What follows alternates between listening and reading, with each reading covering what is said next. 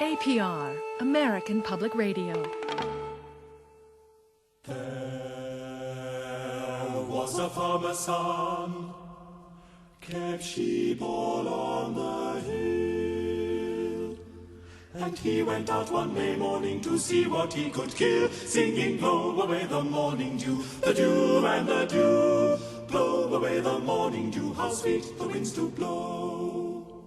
He looked high and low, he cast an underlow, and there he saw a pretty maid beside the watery brook. He spied a pretty maid, and sing, blow away the morning dew, blow away the morning dew and the dew. Oh, blow away the morning dew, how sweet the winds do blow away. Oh, blow away, oh, blow away. It began American time 2:45 on Saturday, May 1st, in the sense that we stepped onto the stage of the Queen Elizabeth Hall, London, 7:45 p.m., May 1st, 1968. And that was the first concert where the name The King Singers was used in earnest. Simon Carrington, one of the founding members of the King Singers, as we present the King Singers 25th Anniversary Jubilee from Hill Auditorium in Ann Arbor, Michigan. The King Singers are countertenors Alistair Hume and David Hurley, Bob Chilcott tenor, baritones Bruce Russell and Simon Carrington, and Stephen Connolly bass. I'm Robert Aubrey Davis. To her father's house so nimble she popped in and said, there is a fool without, and here's a maid within. Singing, blow away, blow away, blow away, blow away the morning dew, oh, blow away the morning dew. How sweet, how sweet, how sweet the winds do blow, blow away the morning dew.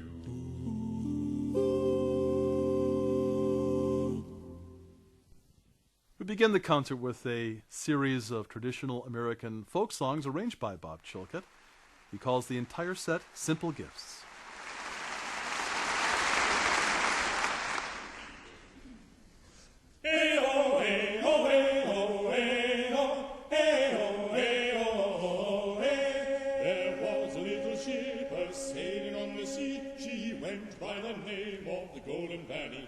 As she sailed in the lonesome sea, as she sailed in the lonesome sea. Hey-oh, hey-oh, hey-oh, hey-oh, hey-oh, golden vanity. Now there was another ship, and she sailed on the sea. She went by the name of the British Roverly. As she sailed in the lonesome sea, as she sailed in the lonesome sea.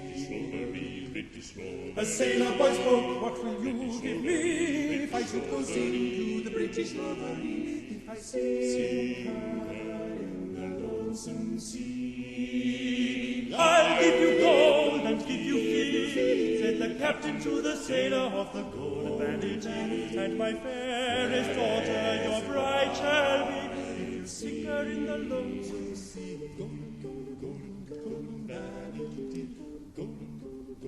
Golden Vanity. The sailor boy was brave and he was bold, and he augured golden Roverly's gold. As they sank in the lonesome sea. Hey-oh, hey-oh, hey-oh, hey-oh. And he swam round the side of the Golden Vanity, crying, help me, my captain, help me, my captain, help me, and give me my fee. Oh, he swam the other side of the vanity, crying, oh, my messmates, come and succor me. Come and succor me. Come and succor me. Come and succor me. Come and succor me. Succor me. Succor me. Succor me. Come and succor me. For I'm sinking, sinking in the lonesome sea. Golden vanity, golden vanity. They hold to the side of the Golden Vanity. And he died on the deck with his messmates three. Golden vanity, golden vanity. And they sewed him in his hand and sent him out to sea. And he sank, sank, sank, sank, sea.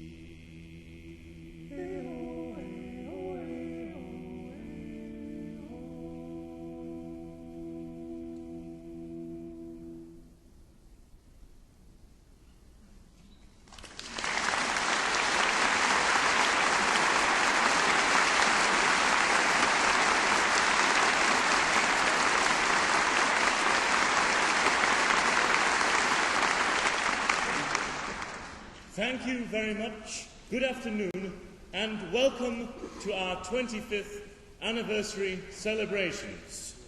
We are very honoured and pleased to be able to celebrate this Silver Jubilee weekend in Ann Arbor with so many of our friends who have travelled from all corners of North America and beyond. We are beginning our programme with a set of American folk songs arranged for us by Bob Chilcott. Although these may have started life at the other side of the big pond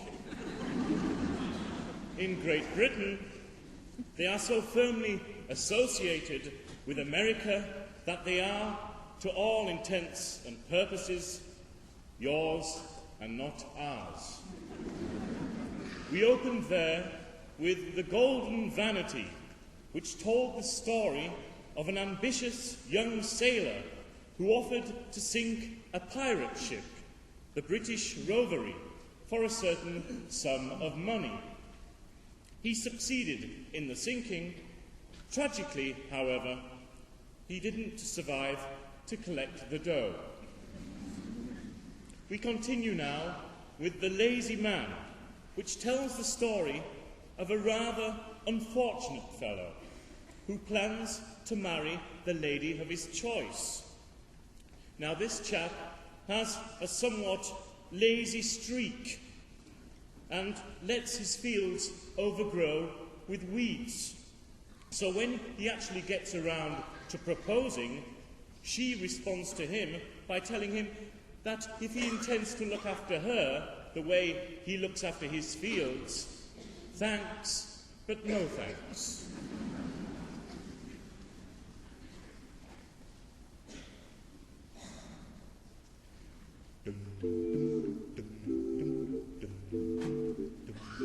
I'll sing you a song, and it's not very long. It's about a young man who wouldn't hold his corn. The reason why I can't tell, for this young man was always well. He planted his corn in the month of June, and in July it was knee-high. 1st of September came a big frost, and all this young man's corn was lost. He went to the fence, and there peeped in the weeds and the grass grew up to his chin. The weeds and the grass, they grew so high, enough to make this young man sigh. So he went down to his neighbour's door, where he had often been before. Pretty little miss, will you marry, marry? Pretty little miss, what do you say? What do you say?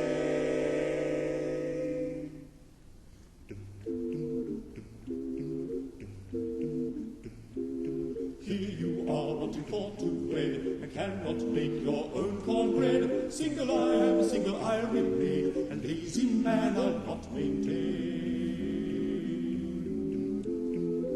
I'll sing you a song, and it's not very long.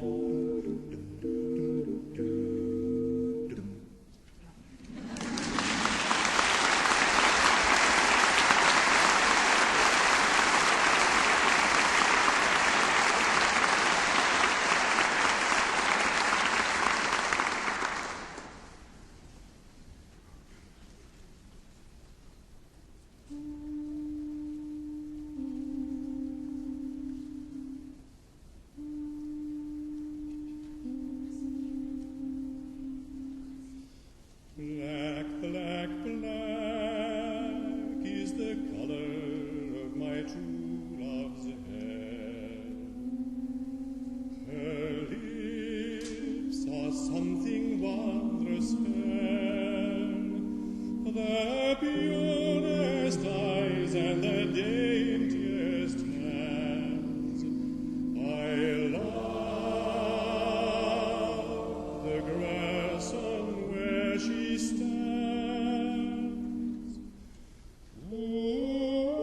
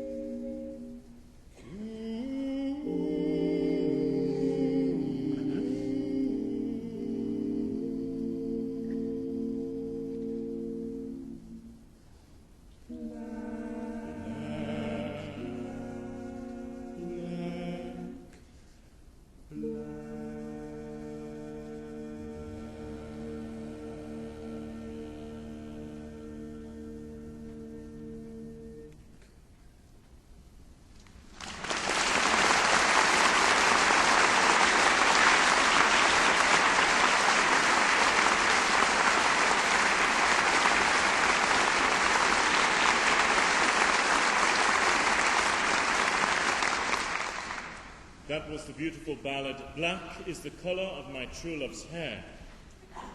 In I Bought Me a Cat, a man travels to market to purchase a variety of livestock, including, in the original lyric, a wife.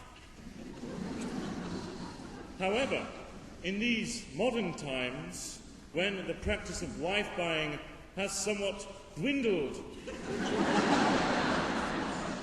in England,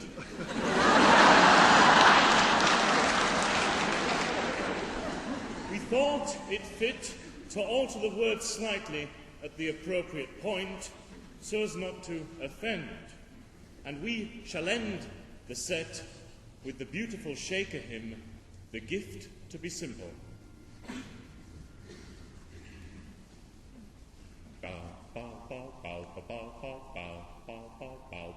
I bought me a cat, my cat pleased me. I put my cat under yonder tree. My cat says fiddle-a-dee. I bought me a duck, my duck pleased me. I put my duck under yonder tree. My duck says quack, quack. My cat says fiddle-a-dee. I bought me a goose, my goose pleased me. I put my goose under yonder tree. My goose says quack, quack. My duck says quack, quack. My cat says fiddle-a-dee. Fiddle-a-dee. I bought me a hen, my hen pleased me. I put my hen under yonder tree. My hen says shimmy shack, shimmy shack. My goose says quack, quack. My duck says quack, quack. My cat says fiddle-a-dee, fiddle-a-dee. I bought me a pig, my pig pleased me. I put my pig in the yonder tree. Fiddle-a-dee, fiddle-a-dee. My pig says gravy, gravy. My hen says shimmy shack, shimmy shack. My says quack, quack. My duck says quack, quack. My cat says fiddle-a-dee.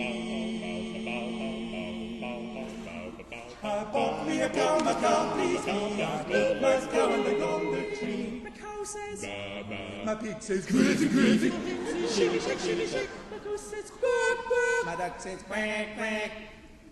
My cat says fiddle-a-dee. Oh, fiddle-a-dee. Oh, fiddle-a-dee. My says my pig says gravy, gravy. Shimmy shack, shimmy shack. My goose says quack, quack. My duck says quack, quack. My cat says fiddle-a-dee. I found me a wife, my wife kissed me, and I kissed my wife under yonder tree. My wife says, honey, honey.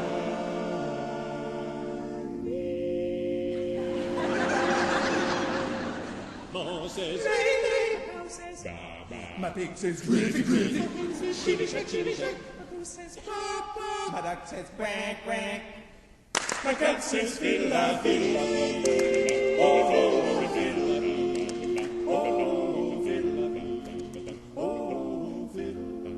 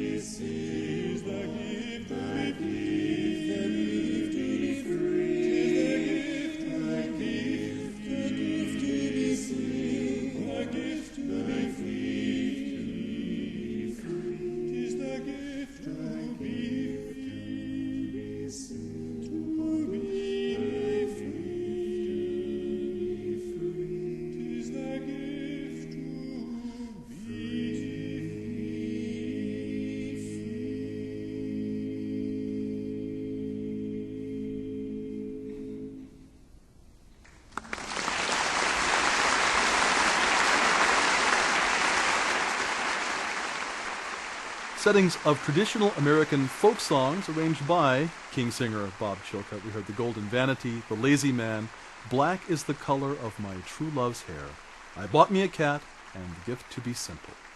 Well, you had a long, extended, florid name. Did you invent that one, Al, before the name King Singers itself was picked up? Yeah, I think it was one of those sort of typically, undergraduate things. We were trying to be very clever and show that we were all extremely well-educated, erudite fellows with a classical education. I think it was Schola Cantorum pro Musica Profana in Cantabrigiense. I like and I that. think the group would probably have sunk without trace under the weight of that name. Well, Al, how did the name King's Singers start? Was it from the King's College in Cambridge? Yes, it was. A lot of people, when we first certainly started coming to America, I think thought it was because we all had something to do with the Queen in Buckingham Palace. Perhaps we all lived together or something like that. But in fact, the King is King Henry VI, who founded there are a few royal foundations of his which are still around. Eton College is one, and King's College is another, and that's where it came from, because the original 6 of us were all singing in the choir of King's College, Cambridge, all those years ago. In fact, we were labouring under this Latin name you mentioned earlier, and before the debut concert, we went along to see a man called Michael Bremner, who produced, in our time at King's, was the producer for Argo Records of all the King's College, Cambridge recordings of that period, and we went with a demo we had made and said, would he be interested in helping us and so on. He said, well, the first thing you've got to do is to come up with a decent name.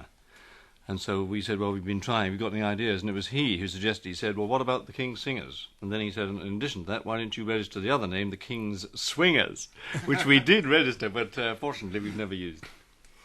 Well, Bruce, you now represent the carrier of the early music flag. The King Singers has always done some of this in its career. There's always been usually one member who's lobbied for more than anybody else. Tell us a little bit about this program, which will take us pretty much international, it looks like. Well, the idea here was, yes, indeed, to take one madrigal from each of the 5 major madrigal-producing countries of the 16th century, and to take a sort of mixture of styles, some fast, some slow, some which have been in the repertoire a long time, some which are relatively recent to the repertoire, and all of them are pieces that have been successful over the years with audiences. The Strigio, what's interesting is that while you all have championed Alessandro Strigio, not many other performances of his work exist, which is kind of too bad. Is this the card-playing one? That's Yes. right. Oh, yeah. this is a fun one. This Yes, is the one it's where a- we all actually play cards on stage and sort of act out what's going on. That's here. right. The madrigal is actually about a game of cards, and we actually sit on stage and play it. Oh, that's fun. Actually, quite a good story to this is that we did a madrigal history tour on TV. It was shown here on Arts and Entertainment a long time ago, and we were making this out in Italy. The Italian section was made in Mantua, and we had no real idea what to do with this, except Anthony Rulli, who was the consultant on this, had put up this piece as being a little bit unusual and about a card game, but we hadn't thought out what to do.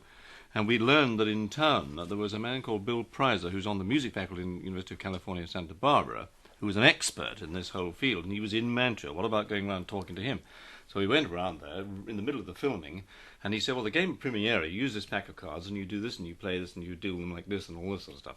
So we went back, and we worked it all out, and we did it mimed to the track on the film, and then some months or even a year later, we suddenly thought, surely it's possible to do this live. Why don't we try and play and sing at the same time? And it's now become the only madrigal which we've ever sung on the Johnny Carson show. So it has its uses. In fact, we should note, as you hear laughter in the background, people in the audience are laughing at your antics, and so don't feel left out if you're listening to this at home. Continuing the 25th anniversary Jubilee concert with the King Singers, a garland of madrigals, some madrigal settings from around Europe. Now is the month of May, when merry lads are playing, fa-la-la-la-la-la, fa-la-la-la-la-la-la. Now is the month of May, when merry lads are playing, fa-la-la-la-la-la-la, fa-la-la-la-la-la-la. Each with his bonny lass, upon the greeny grass, fa-la-la-la-la-la-la-la-la-la-la-la-la. Each with his bonny lass, upon the greeny grass,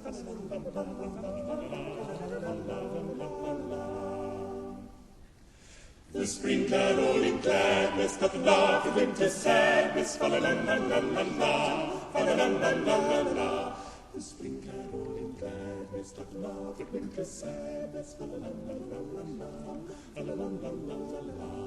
And to the bagpipe sound, the nymphs spread out their ground, la la la la la la la la. And to the bagpipe sound, the nymphs spread out their ground, la la la la la la.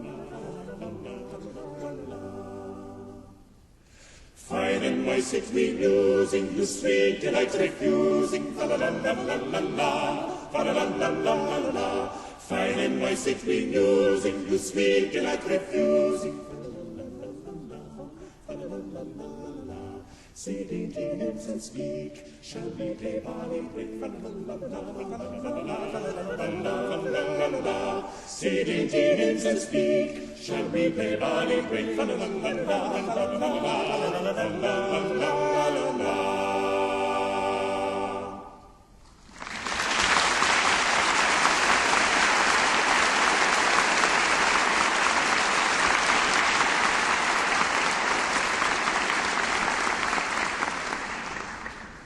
We're continuing our concert this afternoon with a group of 5 madrigals. Not only do they represent the 5 most important madrigal-producing countries of Europe, but also some of our favourite madrigals over the years. We began with a madrigal that is probably the most famous of all English madrigals.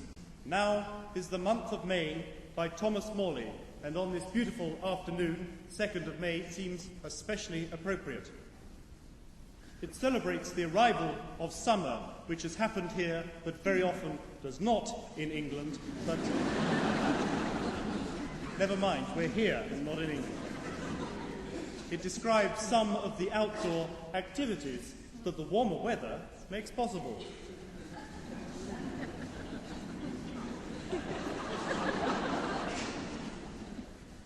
We sing now probably the most famous German madrigal, Innsbruck, Ich muss dich lassen, by Heinrich Isaac. It is about a man who has left his native city of Innsbruck, actually in Austria. There are 3 stanzas of text. In the first, he laments having to leave the city itself. In the second, having to leave his girlfriend there. And in the last, he asks for God's protection until his return.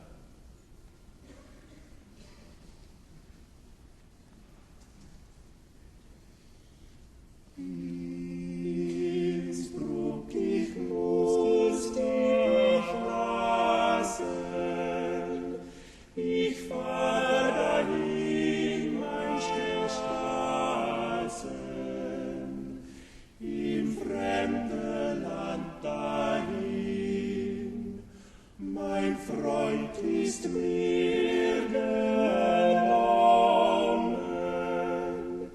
die Licht weiß bekommen,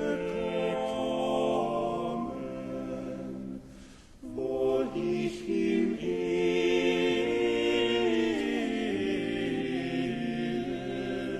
bin, wo ich im Elend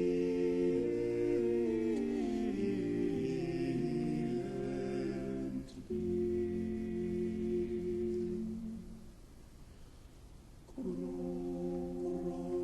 Groß Leid muss ich nur tragen, dass ich allein tragen,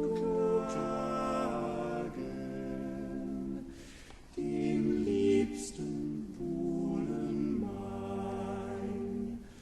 Ach, lieb, nur lass mich armen, im Herzen dein erbarmen. Sie muss von dannen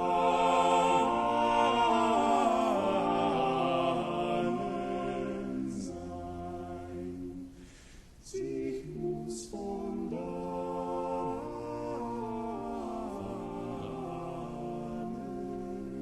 sein. Mein Trost, o allen Weiben,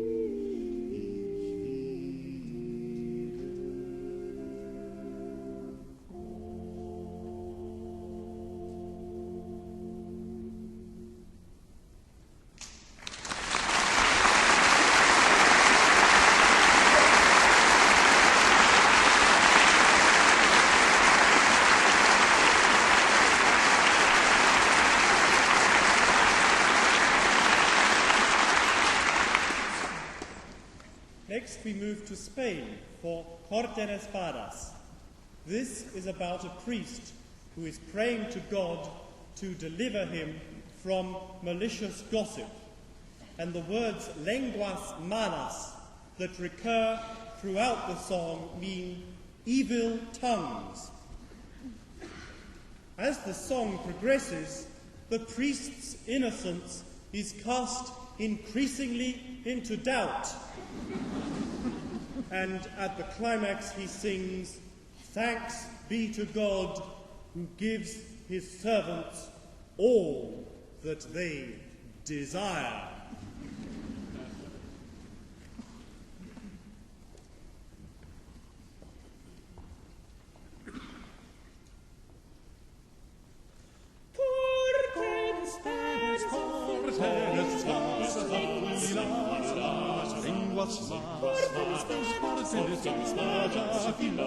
Lenguas malas, lenguas malas. Mañana de San Francisco, levantados meus dichos, lenguas malas, espadas afiladas, lenguas malas, lenguas malas. Libérame, Domine, ai labiris Christi, aliquarosas, et ai lingua dolorosa. Lenguas malas, levantado me a un dicho, lenguas malas. E acus virgine Domino,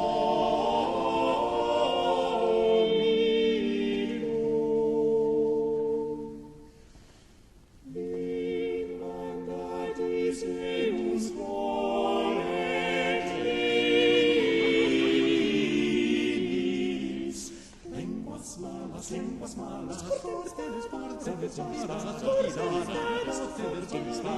afiladas, lenguas malas, lenguas malas, lenguas malas, lenguas malas.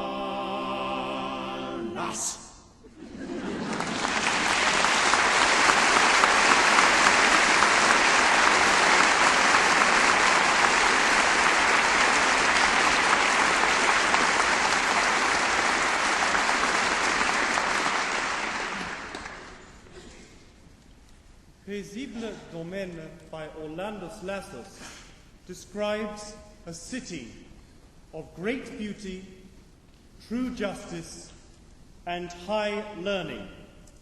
Well, he could, of course, have been describing Ann Arbor. He was, in fact, describing Paris. Never mind.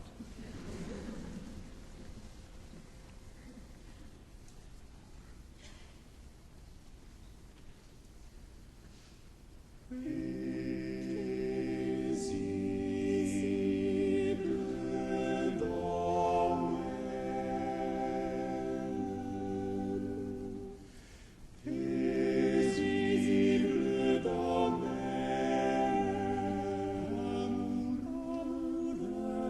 amour,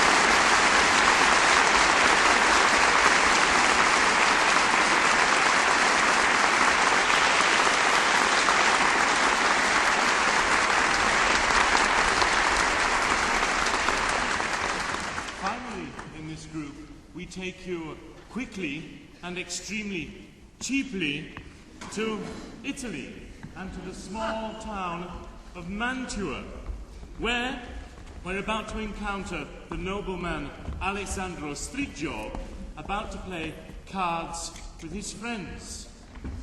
They're about to play Primiera, which, for all you gamblers out there, is a bit like poker. The madrigal is set for 5 singers, but the game only uses 4 players. This might explain why, no matter how many times we play the game, the same person always wins.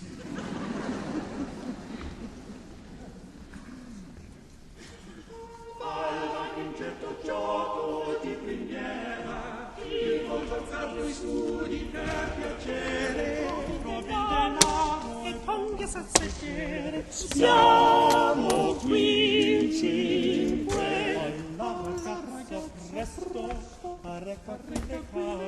E qui signor Bonte, le scolate entrate,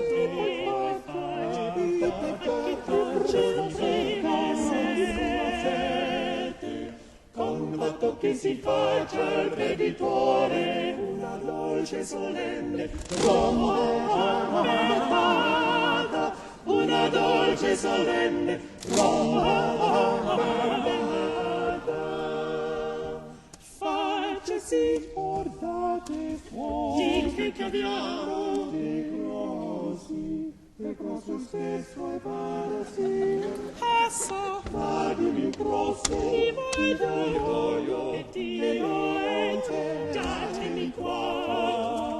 Io scarto, malvagi qui di quella stretore.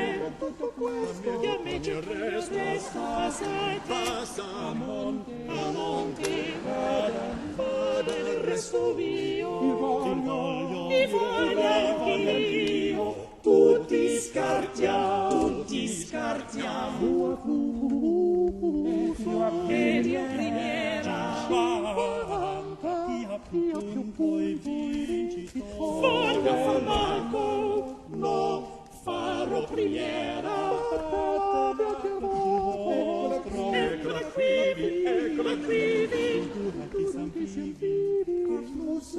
che volete che facciamo? Nulla, girate su, non mi avete su presto. Adagio un poco. Che dite? Non avete inteso ancora. Ai piedi, tranquilli come flusso. C'è un carafuso la Primiera insieme, ai futterazza sorte, ai c'è traverso, ai cartelladre. Fate chiofo buono, no, facciasi prima, evitare per il resto della vita. Facciasi allegramente.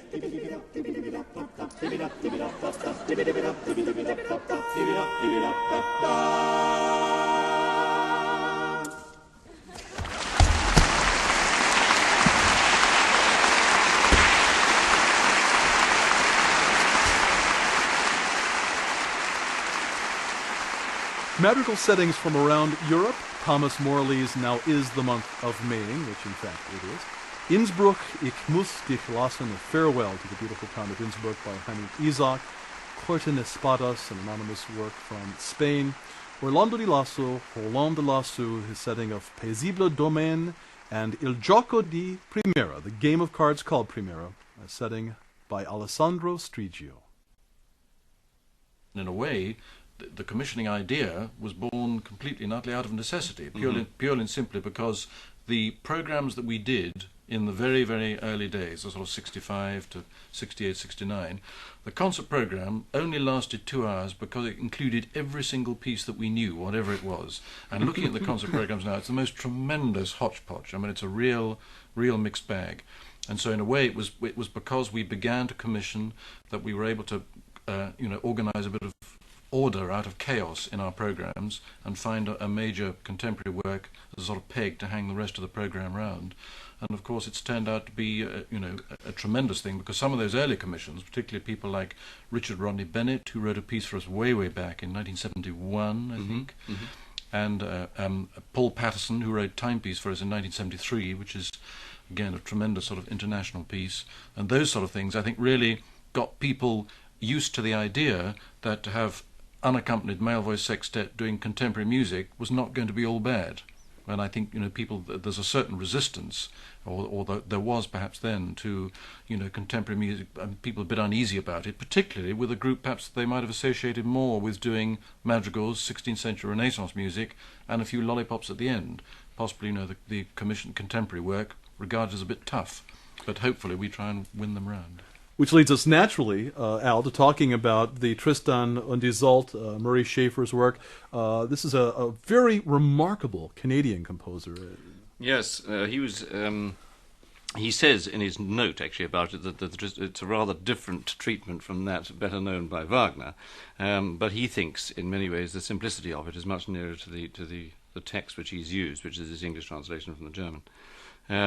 We've been after Murray Schafer for quite a long time, actually, and it's really rather nice that we got it together in time for our anniversary.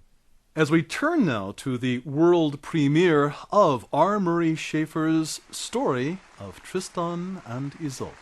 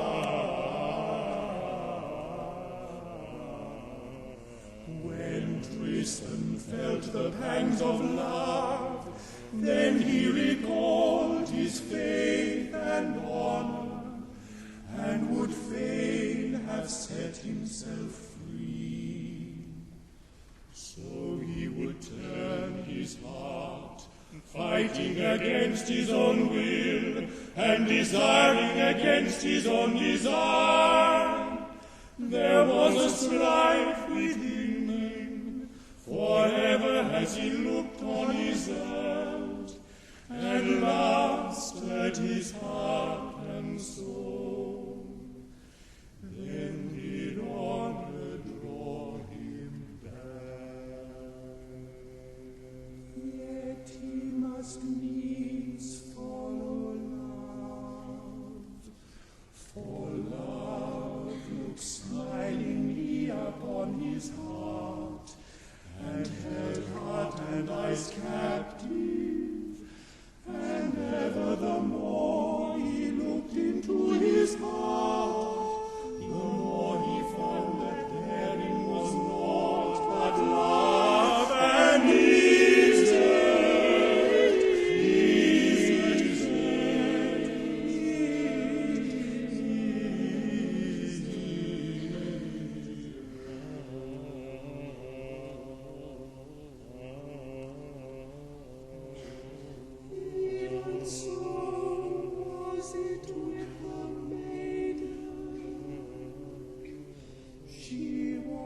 as a bird that is snared with line. When she knew the snare of love and saw that her heart was taken therein, she strove with all her power to free herself. Yet the more she struggled, the faster was the hold love laid upon her, and unwillingly she must follow with her love led.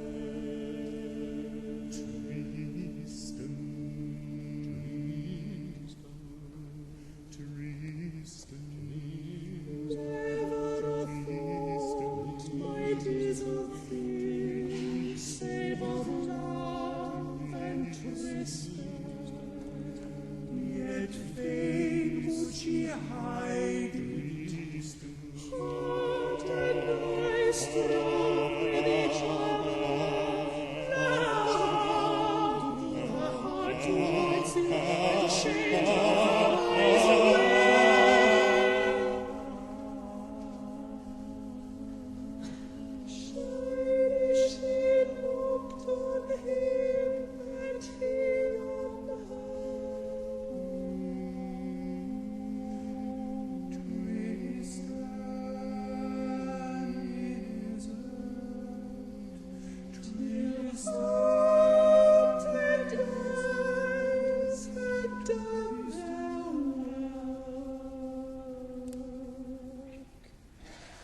And Tristan too was vanquished, since love would have it none otherwise.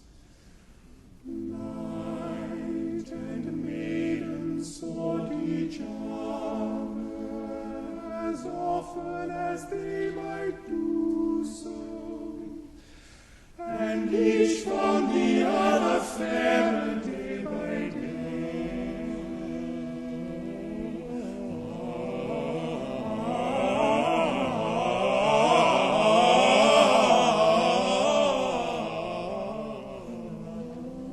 So the ship sailed gaily onward, even though love had turned two hearts aside. For she that turneth honey into gall, and dew to flame, and laid her burden on Tristan his yoke. And as they looked on one another, their color changed from white to red, and red to white, even as it pleased love to paint them.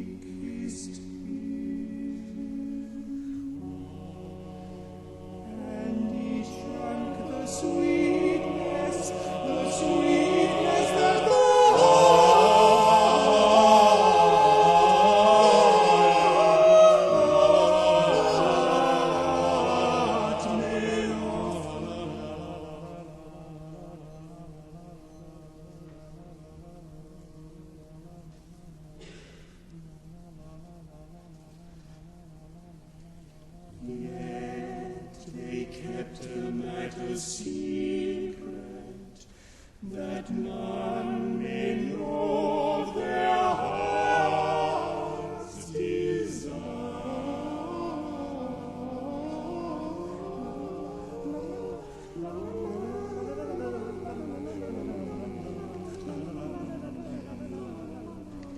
So they sailed on their journey, blissful in each other's love,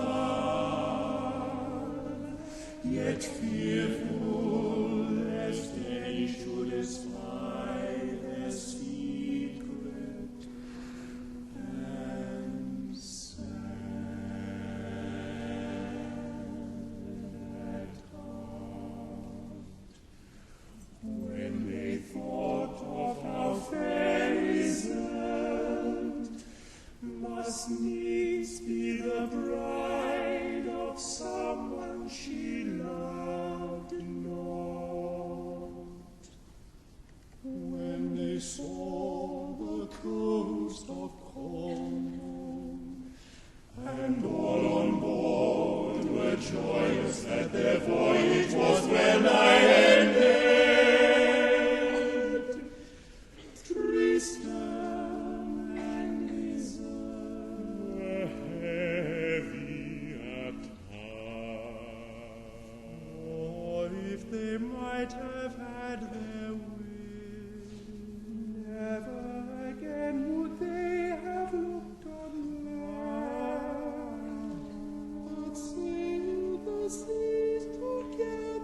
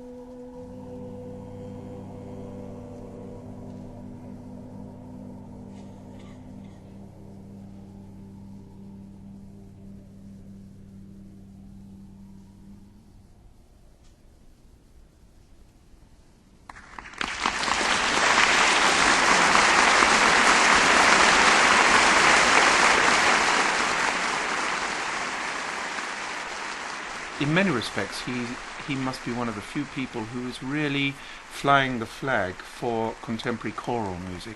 And the thing that we are most aware of is that he is trying to create very particular sounds and atmospheres. And that doesn't often happen. Someone who is thinking about the sound and how the sound is going to project the piece and using the group as a sound medium. And I find that about the piece very compelling. Concluding the first half of the Kingsinger's 25th Anniversary Jubilee Concert, the setting of Tristan and Iseult by Canadian composer R. Murray Schafer. APR, American